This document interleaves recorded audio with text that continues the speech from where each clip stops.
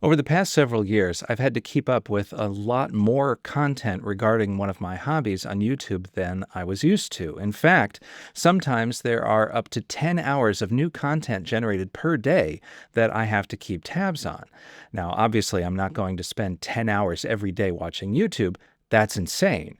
What I have done over the past several years is come up with a lot of strategies to work smarter, not harder. These strategies involve things like automatically skipping sections of videos and summarizing videos, and also just simply looking for high quality content in videos on YouTube.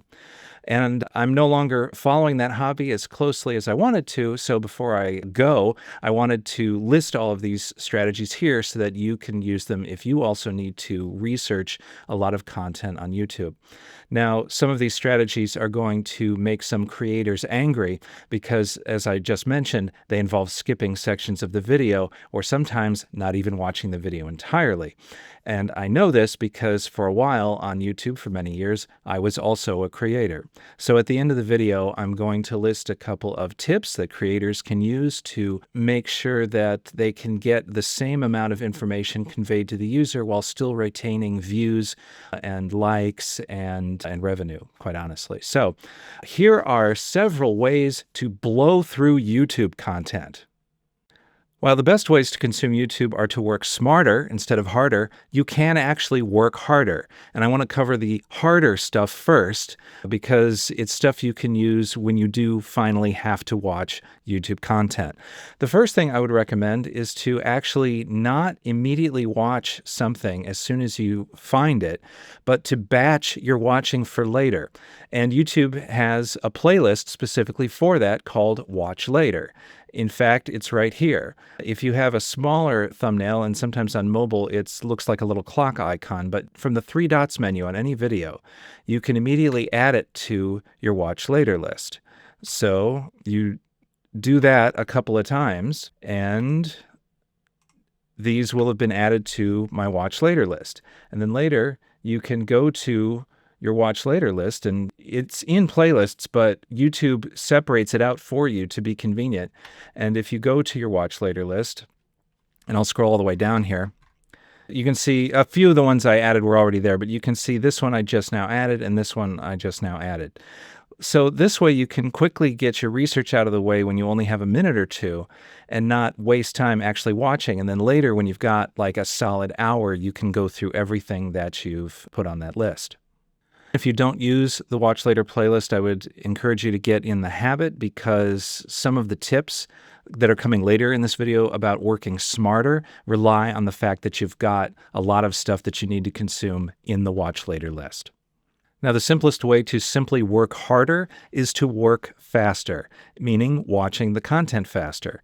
In both desktop and mobile, there are speed controls for the playback speed. They can not only slow it down if you're having trouble interpreting somebody, but they can go all the way up to 2 times faster, 3 times faster, and 4 times faster. The usefulness of 3 times faster and later is a little bit dubious, but 2 times faster is quite useful if you have someone whose normal cadence of speech is a little slower than your ability to understand it. So here's an example of speech that could be sped up a little faster and still be understood. 68,000 CPUs, a Z80 CPU, and a plethora of custom graphics chips. So, onto the final CPU of the original hardware. So, for example, I understand what he's talking about, and I only want to get to certain bits of information.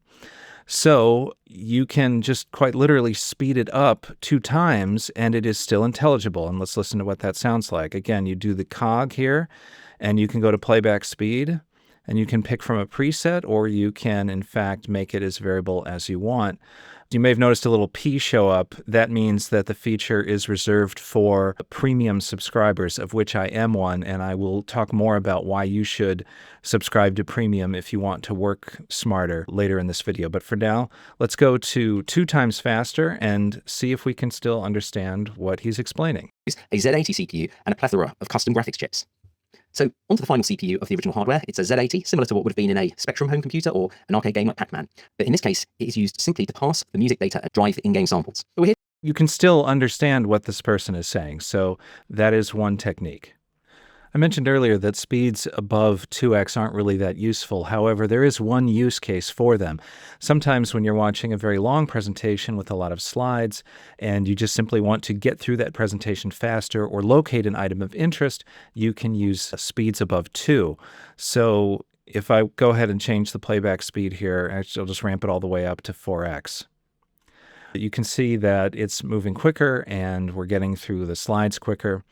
Other than this, I haven't really found too much of a use for 4x speed, especially since the speech is somewhat unintelligible at that speed.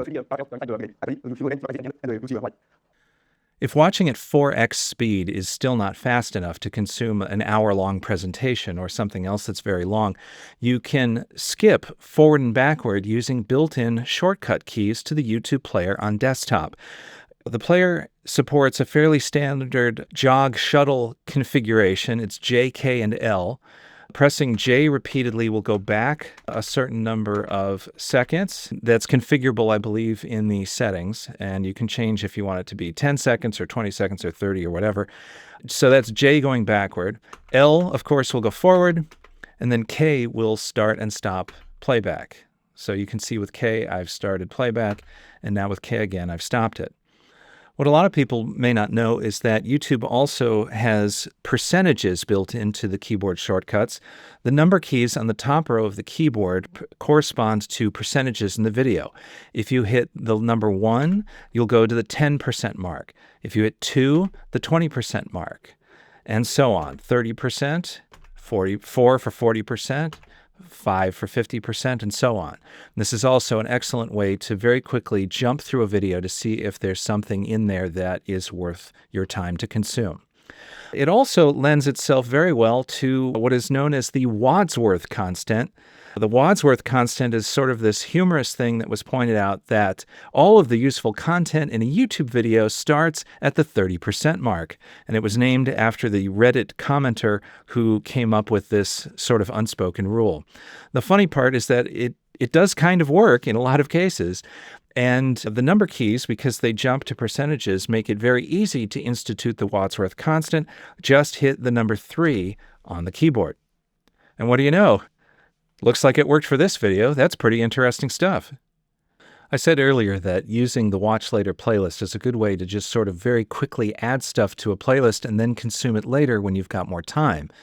And one of the ways that I like to use the Watch Later playlist is to sort my entire playlist from shortest to longest.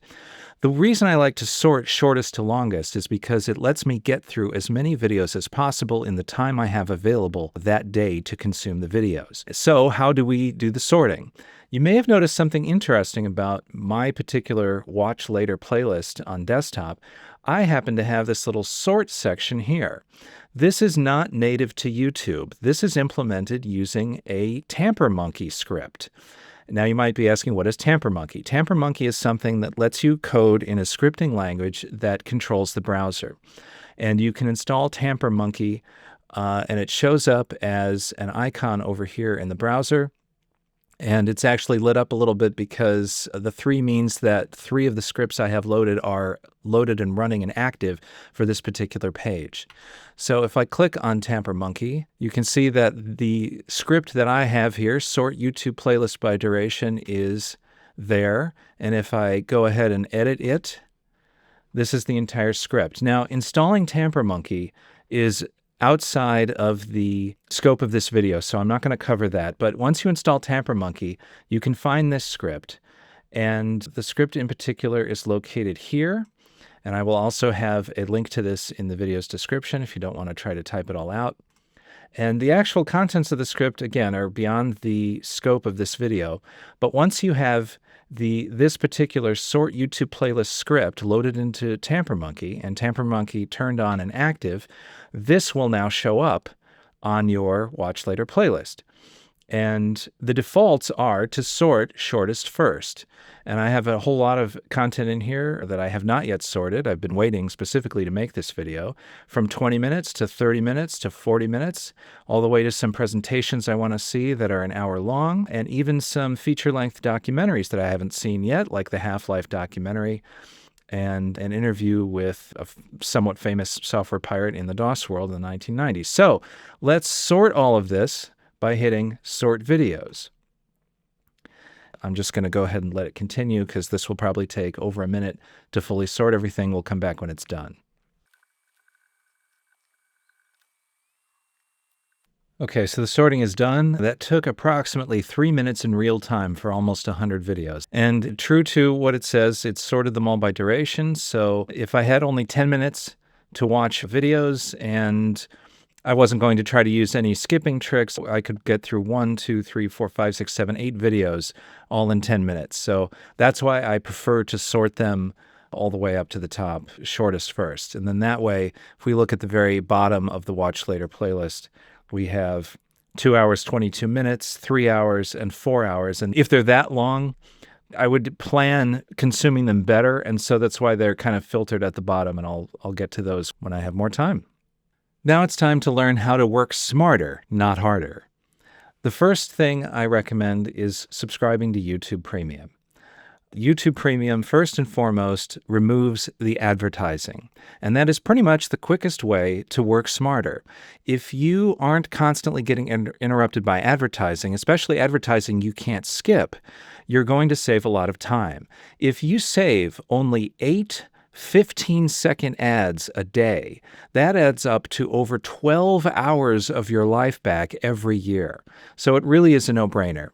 Also, YouTube Premium has other features that can help. You can download videos to your phone and watch them when you're somewhere else, traveling to and from work, don't have internet access or whatever. Take advantage of your free time more effectively. As shown earlier, some of the speed-up features like faster than 2x playback are also limited to Premium. So overall, I would highly recommend doing this. It's a lot of little things that add up. I think it's a no-brainer. Whether or not you subscribe to YouTube Premium or block ads, I would also highly suggest installing something like Sponsor Block. Sponsor Block is a browser extension, I'm currently running it in Chrome, that installs additional controls in YouTube that allow people to crowdsource marking in a video where the sponsored section is, which YouTube Premium will not skip for you, and automatically skipping it. So, for example, I enjoy watching Corridor Crew's VFX artists react. However, in order to support themselves and to support the show, they have sponsors. And there is always a sponsored segment. I feel like if I'm already supporting them through other means, it's not fair to me personally that I should have to watch the sponsored segment. So Sponsor Block will automatically skip it. What you can see is the addition of some Sponsor Block controls down here, which lets you mark certain sections, but this has already been crowdsourced and already marked with a sponsored section. So what happens when you play the video and it gets to the sponsored section, it will automatically skip it, and we're about to see that right here. Right there. The sponsor was automatically skipped, and because you're trying to consume content fast, from 3:52 to 5:31, so over a minute and a half was saved. Again, this adds up to hours or days every year of automatically skipping sponsored segments, so that's one way to consume YouTube content faster. Another way Sponsor Block helps you is when people crowdsource where the highlight of the video is. You might notice this little purple box here in the timeline. This is the Sponsor Block browser extension where people have crowdsourced where they think the highlight of the video is. And it's probably a good guess that this is where the content of the video actually starts. In such a video where a highlight has been marked, over here you can see a button that will automatically skip to it. I'm going to click it, and I'm already at the highlight. YouTube has also started implementing this feature natively, although they don't allow viewers to define where the highlight of the video is. It discovers it empirically. Over here, you can see this jump ahead button.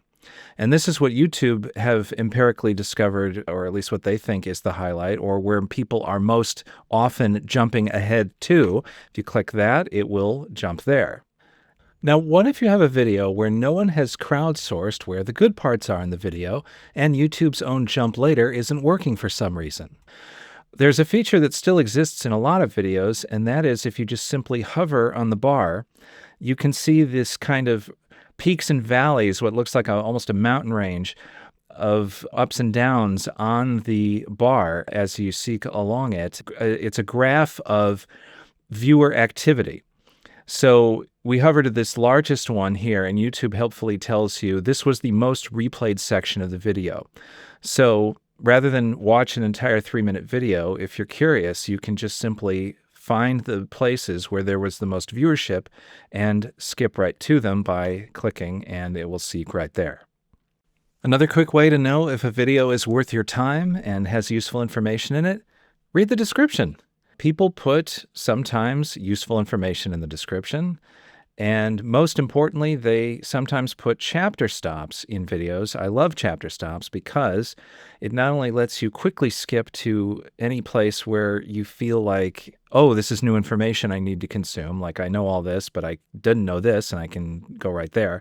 But it also gives you a quick understanding of what the creator thinks are the important bits of the video. So rather than try to rely on AI or skipping around randomly, this is usually the most important thing. For example, I'm very curious how fast this Commodore laptop really is. Right here, the creator put in a chapter stop for the landmark speed test. I can click it, go right there, and there we go. He's running it, and I now have my answer. So didn't have to consume the whole video just to see how fast it was.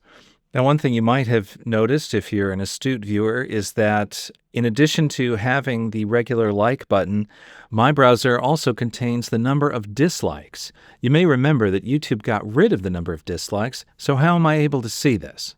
Well, this is not the actual number of dislikes. This button is provided by another browser extension called Return YouTube Dislike, and I'll have a link to that in this video's description as well. Return YouTube Dislike allows for more crowdsourcing of information, just like Sponsor Block does. It puts up another dislike button like it used to look like, but then the number of dislikes are counted on a third-party server. And so you're not seeing the real number of dislikes here. You are seeing what the Return YouTube Dislike server has recorded as the number of dislikes. The thing is, though, a lot of people are using this, and it's still a fairly valid indication of whether or not the quality of the video is worth your time or not. So we look at this video, it's got 34 likes and 1,000 dislikes, and that's perfectly fine. This one video I just briefly looked at, 1K likes, only 14 dislikes. Again, probably a high quality video. But this would be an indicator of a video that you should not consume. There's probably a high number of dislikes here for a good reason. Either the content is bad, it could be for not the best reason, like the content is in a language you do not speak, but this has an extreme dislike to like ratio here. And this is a very quick indicator you should not come anywhere near this video. It is not worth your time. I just noticed that comments are turned off for this particular video with a terrible number of dislikes, but that reminds me, comments are also a quick way to determine if a video is worth your time or not. The YouTube comments section can be anywhere from helpful tips and advice to an apocalyptic wasteland that no one should enter. But if you generally scan the comments, at least the first page of comments on any video, you can get a quick indicator of whether or not the video is decent or not. For example, this is an extremely helpful comment. This video in particular is where someone is exploring how useful ChatGPT is.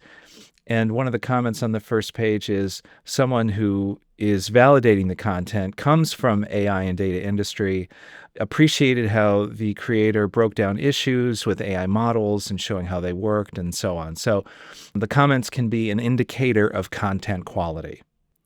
One of the most powerful working smarter tips I can give you is to not watch the video, but read it, meaning download the transcript and read it offline. You can read or search for text much faster than you can watching the entire video.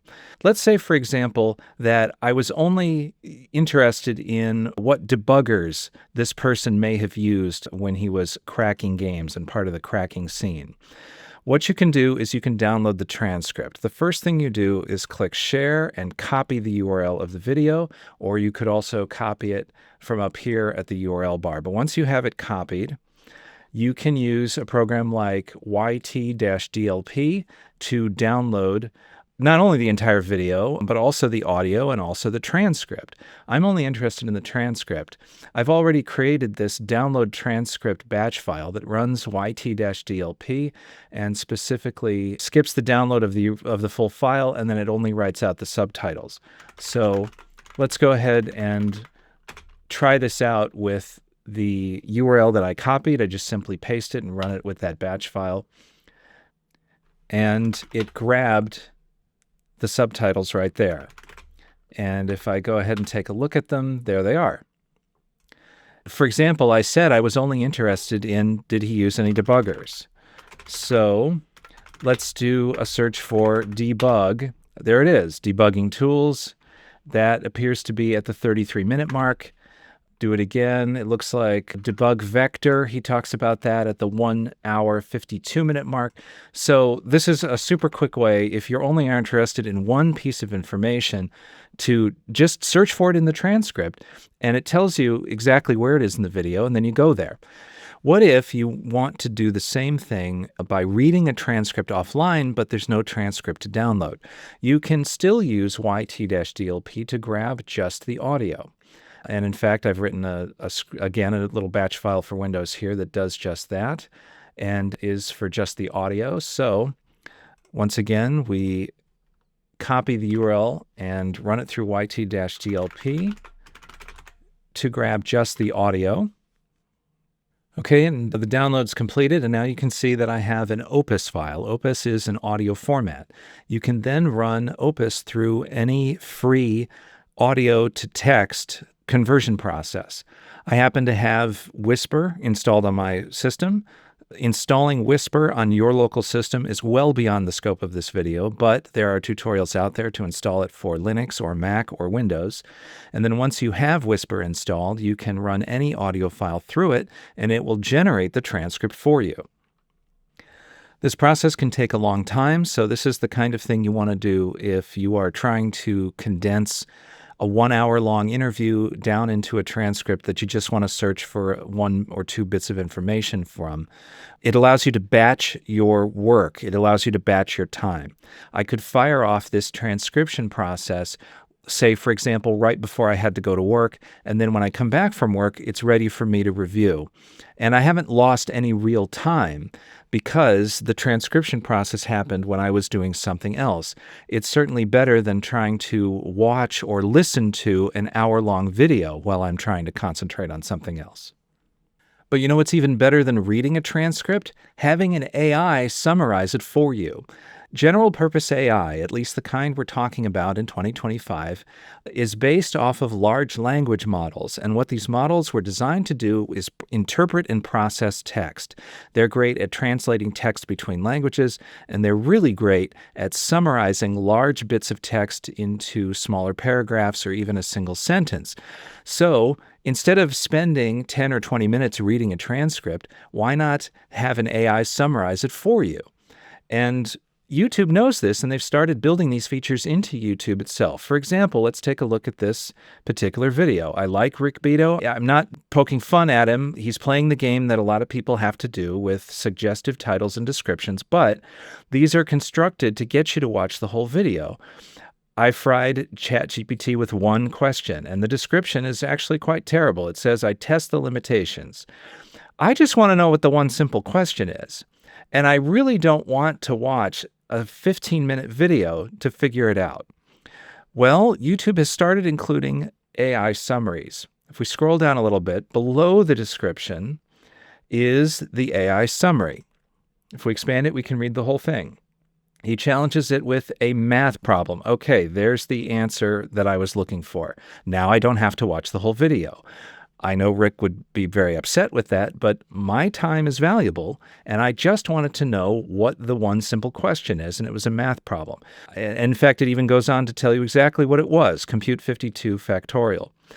Another thing I could have done is, and I believe this is also a YouTube Premium feature, they have started including the Ask button, and if you click this, it puts up a chat window where you can chat with YouTube. You can ask a built-in LLM at YouTube questions in plain language about the transcript of the video. So if there's no transcript, you don't have this option, but this video does have a transcript, so we do. It tries to anticipate what you're going to ask, but I simply like summarize the video, which I use on a lot of videos where the title and the description is pure garbage. You can just simply tell it, please summarize the video for me, which really means summarize its transcript for me. And it produces not only a summary of the video, but handy timestamps to where some of these topics come up. This is far and away the best hack I can give anyone researching content. This lets you cull massive amounts of information quickly, and it also lets you ask lots of information quickly. For example, let's look at another one. This is an extremely suggestive title, which I'm not going to read out loud. The description is not much help.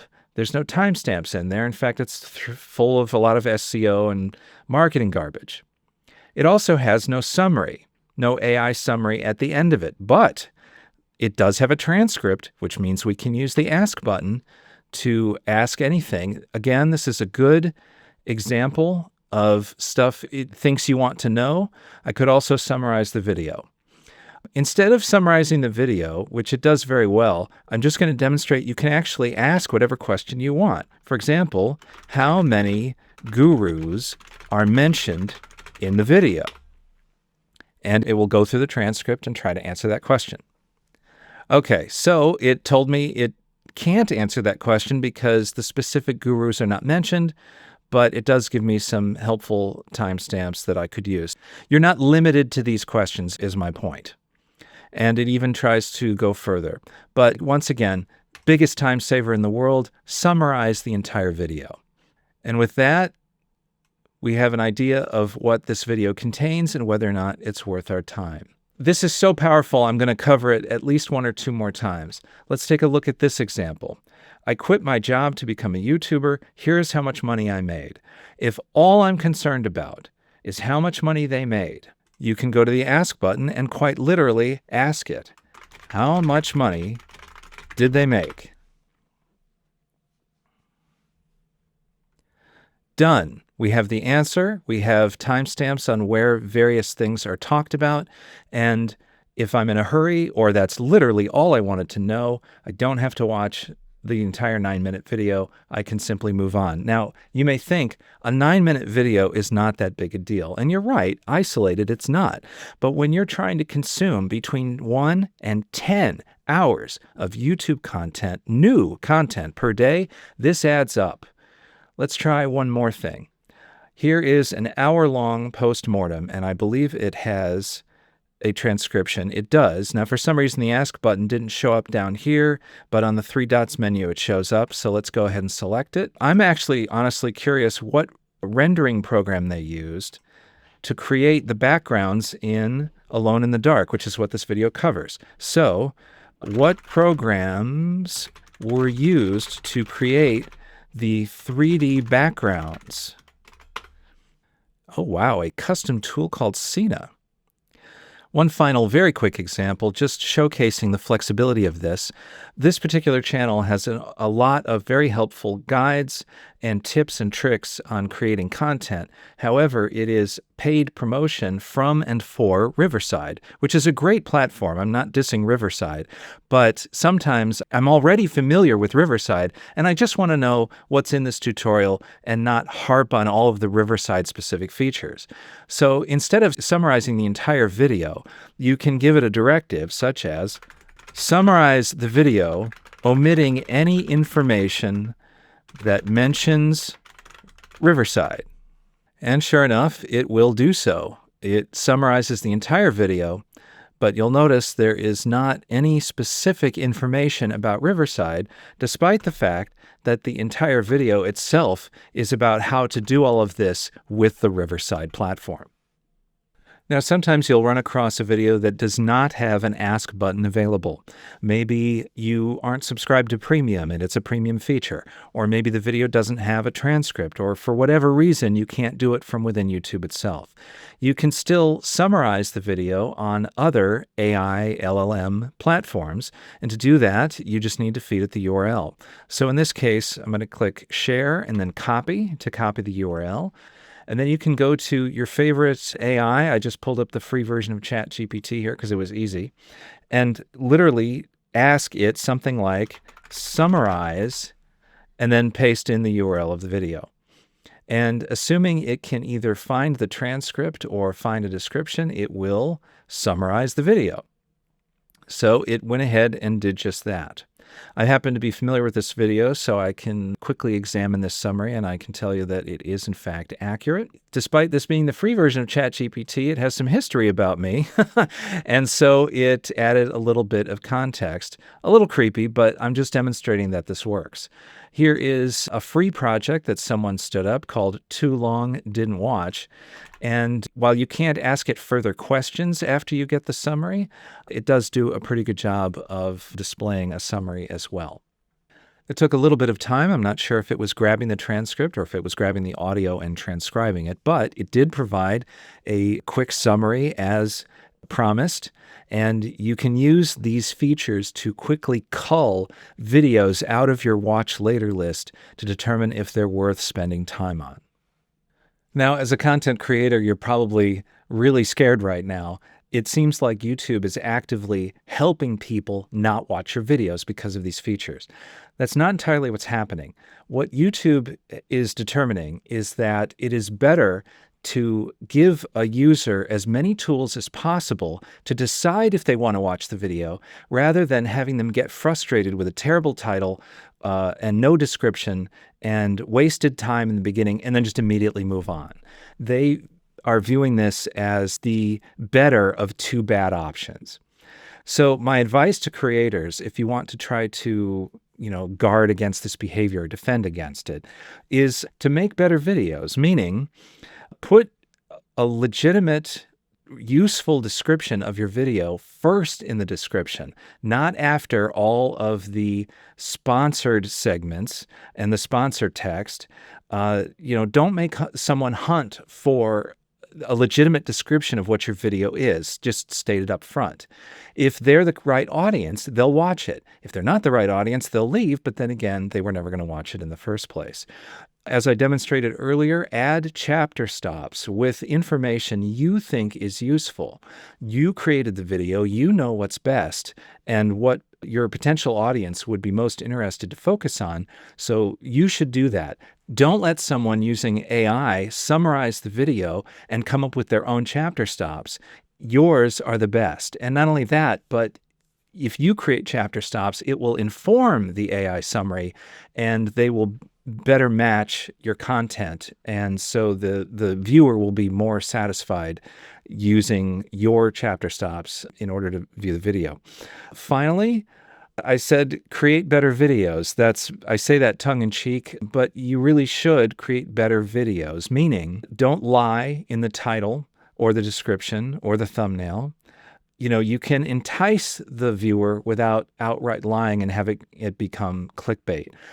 If you pose a question or some intrigue, answer it in the first 30 seconds of the video, but then pose another question that compels the user to watch even longer, and then answer that question, and then set up another question. And this is known sort of informally as creating curiosity loops, in that you're not stringing along the user, but you're giving them legitimate reasons to stick around and be rewarded for watching your content.